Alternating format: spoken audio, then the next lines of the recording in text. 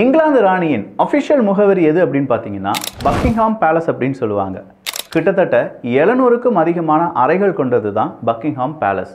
அதில் 19 state room அப்படிங்கிறதும் 52க்கும் அதிகமான ராயல் மற்றும் கெஸ்ட் ரூம்ஸ் அப்படிங்கிறது இருக்குது. 188 ஸ்டாஃப் ரூம்ஸ் இருக்குது. 92 ஆஃபீஸஸ், 78 பாத்ரூம் அப்படிங்கிறது தான் இந்த பக்கிங்ஹாம் பேலஸினுடைய அறை விவரங்கள். கிட்டத்தட்ட 108 மீட்டர் லென்த் இருக்கக்கூடியதும், அகலம் அப்படின்னு பார்த்தா 120 மீட்டர், உயரம் அப்படின்னு சொல்லி பார்த்தா 24 மீட்டர். இவ்வளவு பிரம்மாண்டமானது தான் பக்கிங்ஹாம் பேலஸ். ஆனால் இந்த பிரம்மாண்டத்துக்கு பின்னாடி சில மிஸ்ட்ரி அப்படிங்கிறதும் இருக்கு. இந்த பக்கிங்ஹாம் பேலஸ் உருவாகிறதுக்கு முன்னாடி அது ஒரு 4 ஏக்கர் தரிசு நிலம் அப்படின்னு சொல்லலாம்.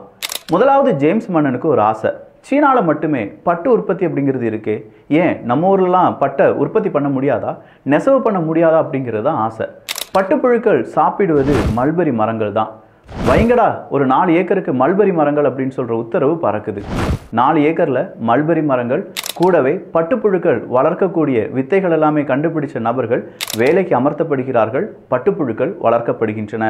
நெசவு வேலை டாப் கியரில் போயிடும்னு சொல்லி அங்கே நெசவாளர்களுக்காக குட்டி குட்டி பில்டிங் எல்லாமே எழுப்புறாரு.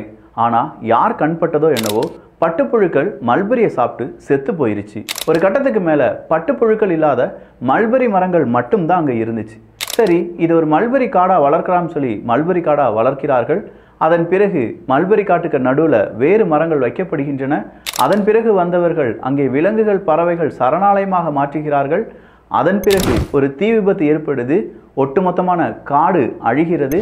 அதன் பிறகுதான் பக்கிங்ஹாம் அப்படிங்கிற மன்னன் வந்து அங்கே ஒரு திடல் அமைக்கிறார். அந்த திடல் தான் பிற்காலத்தில் பக்கிங்ஹாம் பேலஸாக மாறுகிறது. நான் சொன்ன இந்த வரலாறு கிட்டத்தட்ட 200 வருடங்களை உள்ளடக்கியது.